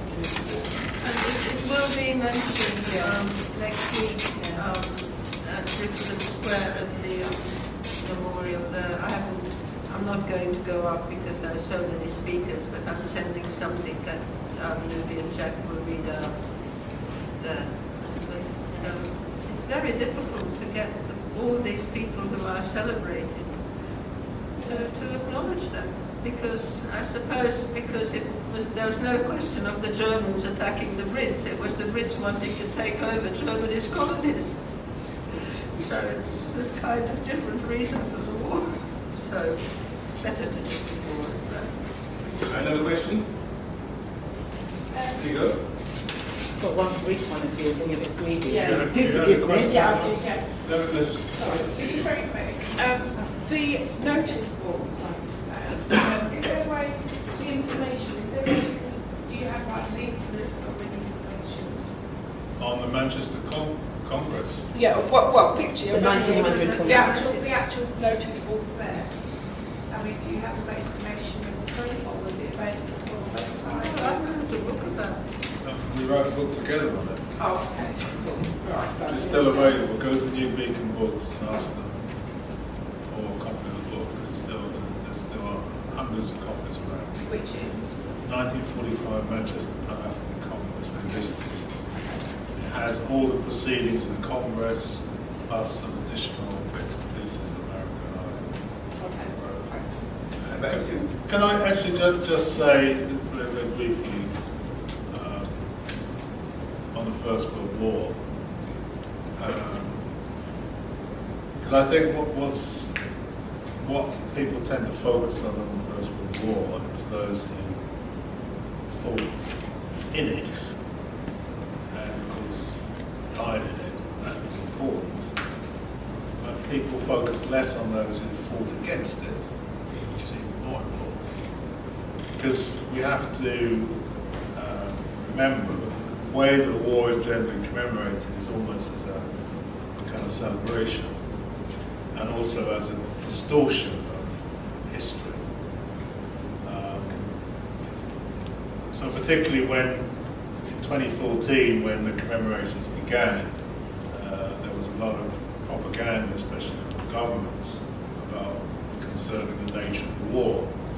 So Boris Johnson said it was fought to uphold Western civilization. Michael Gove said it was to do with looking after the Belgians, sovereignty and all kind of nonsense like this. So the fact is that the war, as Marika said, was a war between two gangs of robbers, as to who should redivide the world and who should come out and so on. And so what's important to recognise is those who fought against it. And particularly, there were people obviously who fought against it here, but also in Africa. And perhaps one of the most famous of those was John Chilembo, who organised the whole rebellion against the war in what is today Malawi. It tends to be forgotten about. There were many other rebellions throughout the African continent during that period. I think much more attention should be paid to those, as well as those who fought against it in other places. So anyway, that's just a observation. Sorry. Thank you. Hi there, thank you very much for all your hard work and coming today and speaking. It's been an absolute pleasure being in your company and learning this afternoon. So my first question is actually for Marika. Two quick ones. Could you tell us about what are your proudest moments, your proudest discoveries, and what you, looking back, is there anything you'd have told your younger self or done any differently? Sorry, can you repeat that? Because my hearing's very bad. Sorry. Yes, something that you look back on as, how did you phrase it? That you're particularly proud of. Particularly proud of. Firstly, that was the first question. Something you look back on that you're particularly proud of. And secondly, something that you would tell your young self. So if you were advising your young self now, based on your experience, what would you do? These are the kind of questions people ask. I don't know that I'm particularly proud of anything. I'm delighted that some of the people I taught at Hampstead Comprehensive School are still in touch with me. And that's from the 1960s, so that's a long relationship, so clearly I meant something to them. What would I tell a younger version of me? Would you listen though? Would you listen? The younger version would listen? What older version of you might say? I don't know. Lovely. Thanks so much. And this one's for you, Professor. If money was no object, knowing what you know now, and you got that money for the research, what would the research now look like? What would you be looking into? I don't think money would make much difference, to be honest. Money's, well, actually money would make a bit of difference. It would buy me out of teaching for the next few years. So then I would be able to spend more time on things that I'm working on at the moment. So the main thing I'm working on at the moment is a history of black people in Britain, from Cheddar Man to yesterday. Sorry, I probably need to phrase my question a bit better. What I was actually saying, just coming off something that you had said, is that I think you mentioned that you hadn't got the money to do research back in the day, or you hadn't been given money in the way that you wanted to receive it. So I meant from that point of view, not to No, I think that was Marika who said, I never talk about money. Marika said she didn't get any grants or something. But you see, as a, the main problem isn't so much money, it's time, really. I mean, money is helpful in that it can take you to archives in other countries and so on. But the main problem is time, and especially as an academic or professor, obviously you have to teach and you have to do other things and so on. So that takes you away from research and writing and so on. So, as I said, if somebody gave me, whatever, £250,000, that would buy me out of teaching for probably the rest of my career, and I can spend the time working with YHP and writing books and researching and speaking and so on. So that would be very, very useful. Or maybe I'd hire a secretary to deal with all the things that I have to deal with, which is also very time consuming. So that's really the problem. Time is. But we'll keep on going, and I do remember you saying that, so we must keep on going. And lastly, just to you, Hannah, I know that you're still doing research. You mentioned B.A.S.A and some of the work you're doing now, and some fundraising that you'll be doing with them. What are you most proud of, and what keeps you going, and what do you hope to achieve with all the work that you're continuing to do? I don't know, it's like I feel like I haven't really done very much yet. So I'm kind of, I guess proud isn't the right word, but I'm so happy to be sitting here with Hakim and Marika, being able to kind of learn from them both physically and also from reading the newsletters. Just being able just to have the kind of time just to sit there and do that work is amazing. What was the second part of the question? What are you working towards now? What What am are I you most excited about? Basically, I think, as I said, the time to now re-engage with the archive sector. So I don't know if I might have forgotten to mention it, but I'm an archivist by profession. And I've had 4 years out doing research now, and I want to go back into the archive sector and really try and pick up on the work that B.A.S.A has done, because it has made a big impact, but there's still so much to do. And so being able to just get back into the sector and re-engage with that work, as I said, through looking at cataloguing specifically, so the issues around cataloguing about, even if you know what you want to research, going to an archive and either that material being there, the archivist knowing it's there, and then being able to find it are three separate things, and being able to continue to work on that. Instead of working with Simon on kind of putting together cataloguing guidelines for archivists, because the way material is catalogued can range from benign racism to just outright racism. So being able to get the sector to appreciate that and then deal with it is one of the things that I'm most interested in. Man, the headphones. Yeah, piece on two. As non-black people, how do you experience your attempts to relate to black folk?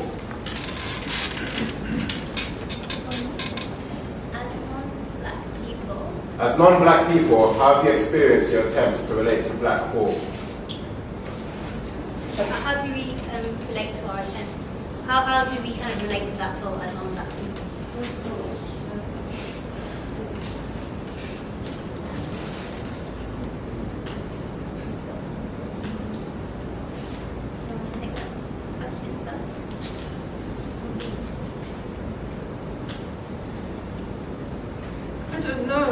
You're making me wonder how I see myself. I mean, I always say I'm a Hungarian Jew,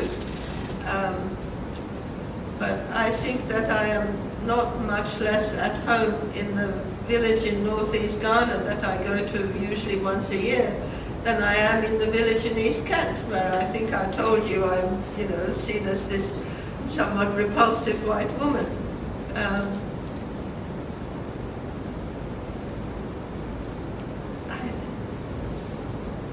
Next question. I can take that too. It's really complicated because, as we know, race is a construct, racism is not. I personally have African descent in my family, so my grandfather comes from Barbados. I was born there. He and his family were enslaved. The reason why my family were in Barbados is because of the history of enslavement. So thinking about how to connect my own history to the history of race and racism and enslavement, but still checking how I look and how I move through the world, I do try to kind of appreciate that privilege, but also the privilege that brings me and enable to, I think Marika said, make those conversations, because sometimes if you go to an organisation and you talk about race and racism and you present as a black person, you get shut down. If you can go in and present as a white person but still make those points, then it is easier, and I try to use that to kind of push the agenda, to push people to recognise their own privileges and recognise their racism and their practices. Next question. I think I should add to what I said, that yes, I'm a Hungarian Jew, but I'm completely against anti-Israel and what is going on there, and I have been speaking about that and have had some articles published about that, so I'm less than popular with yet another sector of the population here. I mean, first, I really wanted to congratulate you for having the vision and the commitment and the selflessness to put this on, because it's really, really important. You are a part of the history of activism for these ideas that we share in this country. And I think that B.A.S.A really, it worked in such a strategic way.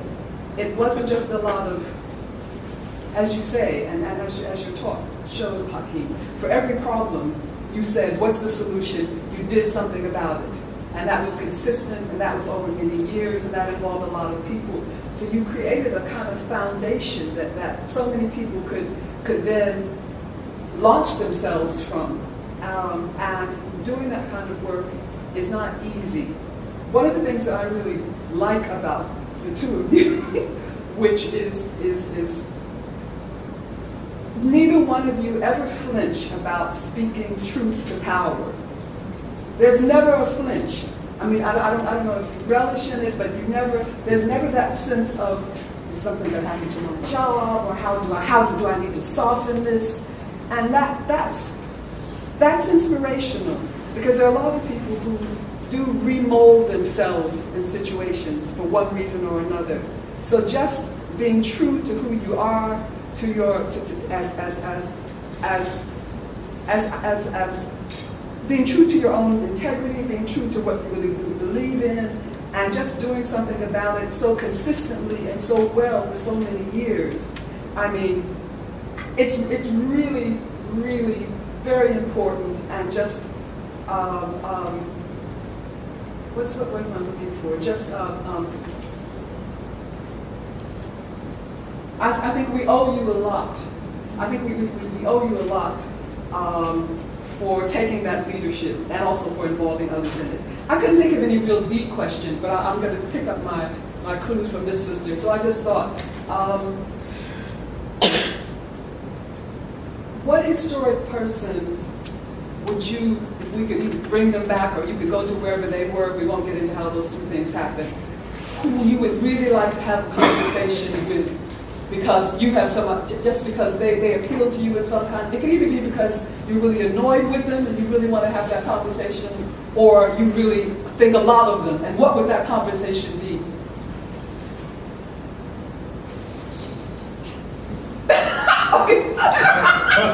Funnily enough, I got asked this question. Something, was it history? One of these history magazines. I think. Anyway, I gave one answer. I'm going to give a different answer today, because I gave an answer for a particular reason in this magazine. And when one is asked this question, there's so many people you can choose from. So it depends a bit on the context of the situation who you choose. I think a person I would like to, if I could sort of conjure up a person in this room now, okay, it would be Paul Robeson, definitely. What would you like to talk to him about? I just he would talk and hear him sing, I think. But I mean, when you sort of talk about inspiring people, he's almost without equal in terms of taking a stand. Probably only maybe Muhammad Ali maybe comes in the sort of second place. So Robeson put everything on the line. And he said, I'm a great believer in the unity of word and deed. So if you look at Robeson, as I quoted earlier, he said the artist must take a stand. What are you for? Are you for freedom? Are you for slavery? So you take that stand, and then that's it. You take the stand, and that's what he did. Throughout his life, even though it's whatever the consequences and so on, he never wavered from it. So just from that point of view, you have to kind of admire people who take that position, and then everything that went along with him as an artist, a political person, and somebody interested in Africa and Africans. And the other thing about him, which is particularly impressive, is that he, combined these two kind of political orientations, you could say. And on the one hand, he was a great Pan-Africanist, and at the the same time he was a communist. So he was interested in liberation, interested in everybody. And that is also a great quality. So when you find, and there are some individuals who have those qualities, so Robeson is definitely one, he has all these other qualities, but he combines these two elements. I mean, speaking about that, Laudo Equiano, I wouldn't conjure up Laudo Equiano necessarily, but Laudo Equiano also had those two qualities. And on the one hand, he's a Pan-Africanist, as I say before, one of the early Pan-Africanists, member of the Sons of Africa and so on, was concerned with the rights of Africans, defending the rights of Africa. At the same time, he's a member of the London Corresponding Society. So he's interested in the working people of Britain and so on. And he enshrines that politics. Like they said at the time, if you're interested in the rights of Africans, you must be in the interest in the rights of working people of Britain and vice versa. So, anyway, those, in answer to the question, those qualities of Pan-Africanism and internationalism, and also Robeson's other qualities as an artist, and as a performer, as a sportsman, as an intellectual, and so on. Marika, I think I need to add you to that list. You're third. Well, when I lived in London, I used to walk up to Claudia Jones's grave. I lived down the bottom, not in NW3. I used to walk up to sit by Claudia, her grave, and tell her what I was doing and what the problems were, and hope to have the strength that she had. When I moved down south to East Kent, I was going to put up a photo of her, and then I thought, well, no, who else do I admire for their enormous strength? And that was Malcolm. So there's a picture, a portrait of Malcolm in my living room. And I say good morning to him every morning and hope to get strength from him. But I want to add something to what I said before, if I may. And that is that when I came to this country, a fellow teacher took me down to visit his family because I hadn't been to Surrey. I didn't know where Surrey was, right? And his parents said, "Oh, you're Hungarian." "Yes." "Oh, do you have a language?" "Yes." Is it written? Is it written down?" I said, "Yes, we have books." "Oh, you have schools there, do you?" And so when I began to understand what was going on in this country, I thought, well, how fantastically important was it to me that, yes, I knew I had a language. I could speak it. I went to school there. I have Hungarian books. What about the kids who don't know them? Where do you get the strength from to dismiss these ignorant people and just say, well, all right, you're just ignorant, you just don't know? And I think that's one of the things that drove me into where I am today. That I had this inside me. I can still speak Hungarian. It is the food I cook. But what about the kids who don't have this? Who are you? Marika, did you ever have the sense that Claudia answered you? And if so, what did she say?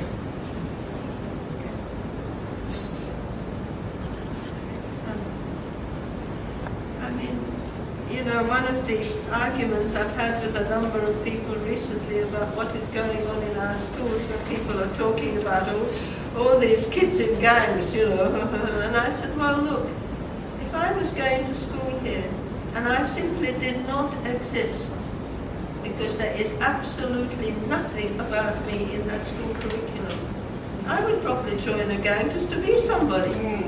I am somebody in that gang. I'm nobody in the school. So I think, to me, one of the essentials that we have to confront is what is in the school curriculum. And all right, if not all schools have to follow the school curriculum, but they do take the exams. So what is in the exams? why is it that we have endless records about the Tudors and absolutely endless articles about the Tudors? Why can't we have questions in the exams on Africa in the Tudor period, China in the Tudor period, India in the Tudor period, the Americas in the Tudor period, so that the rest of the world exists? And I would want more emphasis on Africa because we have more people from Africa living here. But I think it all needs to be taught so that we can, in a way, undo the damage that has been done with the current system. It's an enormous damage. We've got time for one more question. Oh, sorry, Hannah, respond please. I'll try and respond quickly. On Marika's questions, I had the same when I came to England in '95. My first day at primary school, the head teacher basically was like, "Oh, your English is really," not the head teacher, but the kids were like, "Oh, your English is really good." And I was like, from Barbados, and I was like, "Oh, thanks." Like, obviously, everyone speaks English in the Caribbean very well. I mean, 97% literacy rate in Barbados. So, yeah. And then I was put in all the bottom sets because of the assumption that because I'd come over from the Caribbean, I was going to be really stupid. That was a really great day. Got loads of houseboys. Because I was just like, oh, he's doing great. On who I would bring back, I'm kind of struggling between two people, and I'll say it really quickly. So the first is someone called Arthur Schomburg, because I've been doing my research on him, and he was the founder of the Schomburg Center in New York. But we don't really, the thing about the archive sector is we don't really speak about people who have generated archival theory unless they're white. And Schomburg knew what he was doing. He did all of his research. He collected what is now one of the greatest repositories on African American and diaspora thought, and yet as an archive sector we never really give him the credit for that. So I would love to go and speak to him again, picking up on the questions about strength, that with everyone telling you what you're doing is it's not worth it, it's stupid, why don't you save your money? And he amassed this amazing collection using his own money as a part-time, because he had a different job as well. I just think it would be really great to speak to him about that and his connections with lots of people. And then from a more kind of, I don't know, schmaltzy point of view, I would love to speak to my grandfather again, because he died when I was 16, and I think I didn't really appreciate him, and I'd love to speak to him. I'm glad you brought a family member into that history. Sir? I was involved with B.A.S.A, particularly remember the Black and Asian Archive work. And at that time we were dealing with the Society of Archivists. And I'm glad you laughed, because what really impressed me was not just their rejection of anything to do with African history, but their rejection of unity, of modern society. In fact, anything outside the archives, as far as I could see. So, and one of the major things I think that's happened in the 27 years is the advent of the internet and the profusion of resources which are available, which I can look at in the evening, which otherwise I probably wouldn't know existed even if I did actually accessing them. So I'm aware that the Society of Archivists got replaced by I think it's the Archives and Records Association. So I'm kind of thinking, did we play a part in that change? Because I know there are other people, banging on the door of these people who lock themselves in the archives. And really going forwards, what do you see the way forward? I mean, you touched on your own, you're doing research and you're going to go back in. But again, I'd like to link this with the ongoing discussion of how can we take the question of African history, black presence, and everything like that in a practical way, to come on Hakim's point, because I think there is actually a lot of opportunity there. So I think, said in my talk, that the changes within what was the Society of Archivists and is now the Archives and Records Association has a lot to do with B.A.S.A. And that's both at the kind of national policy level, but also just speaking to archivists and getting archivists to think about things and to make changes. So I think definitely yes. In terms of the future, as I said, I guess it's still putting pressure on your local archive. You know, it's a local government, they're funded by you. So going and speaking to your archivists, identifying material if you have it, and then putting that pressure at that kind of personal level as well. And that's kind of one of the best ways, I think, to make an immediate change, because, you know, progression is made up of people, and people can then take that forwards. And also now is a really good moment, because I said the Archives Conference at the end of August was about diversity, and there was lots of talk about, lots of hand-wringing about, why is diversity so bad? But also a sense that, again, there wasn't much of a commitment to doing anything, but there is a sense that people are at least talking about it. So I think now is the time to kind of go in with specific recommendations as well, and ideas about how to do that, and I think people will be quite interested to listen to that. On archives and on the internet, I've been speaking to the new intake of future archivists and speaking to them about things like commons and creative commons and open licensing, and their faces was like, oh my god, you cannot use copyright? I was like, yeah, you cannot use copyright, and that was just a whole new world to them. So there's still, I think, new ways of thinking in the sector.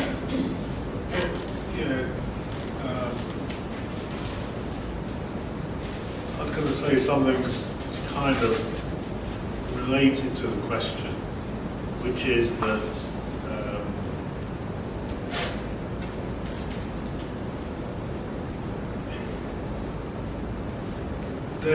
there's definitely a problem with archives.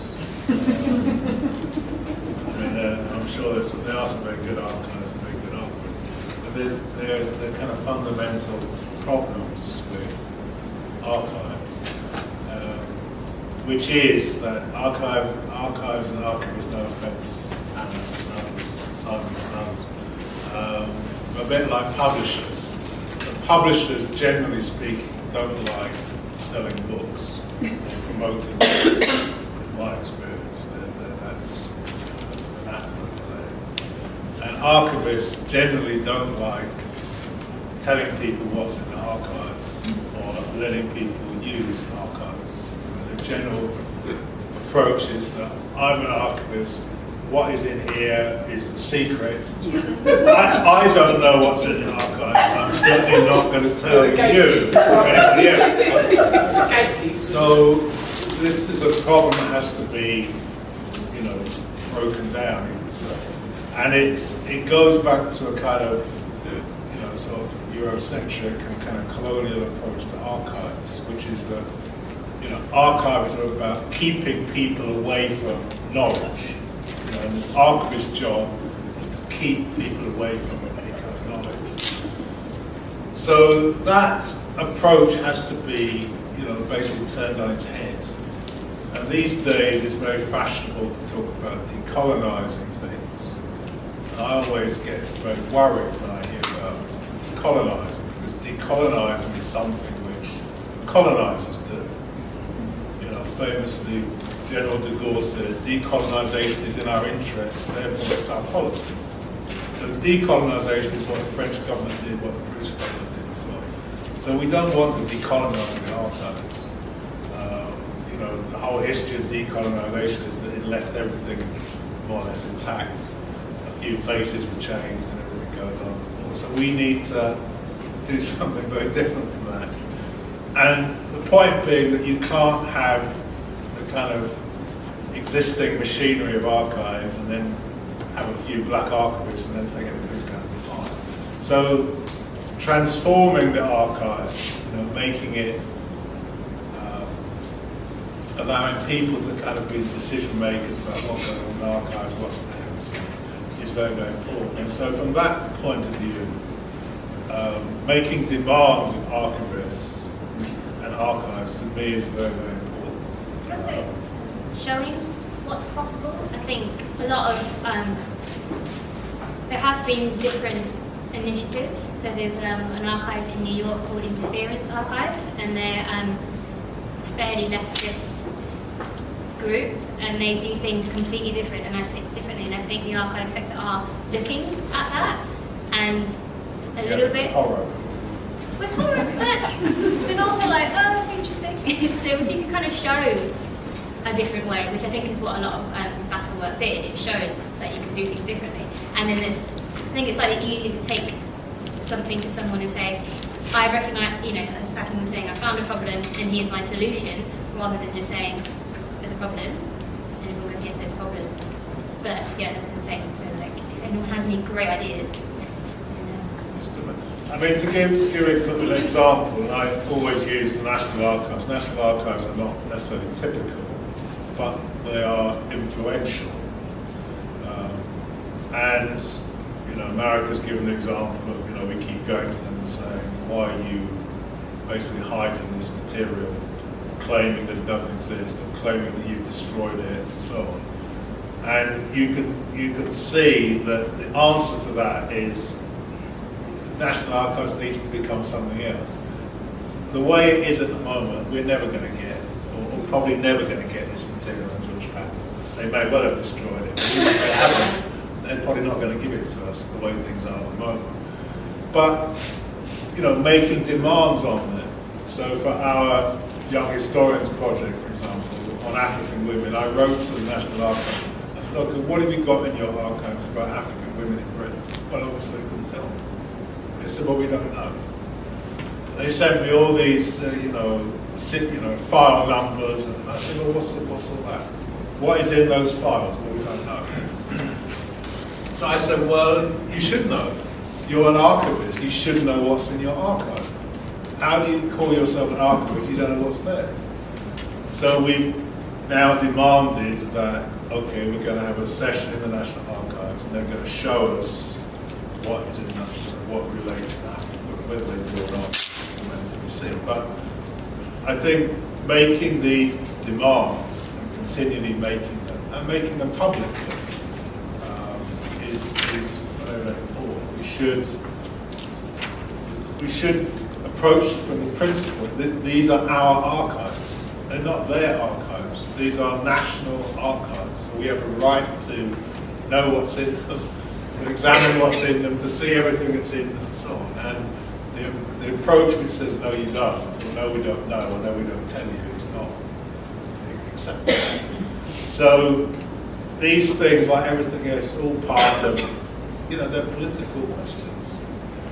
And they have to be kind of weighed in that way, and with that sort of perspective, that these things need to be, these things need to be kind of fundamental change. Last word from Marika, if you don't mind.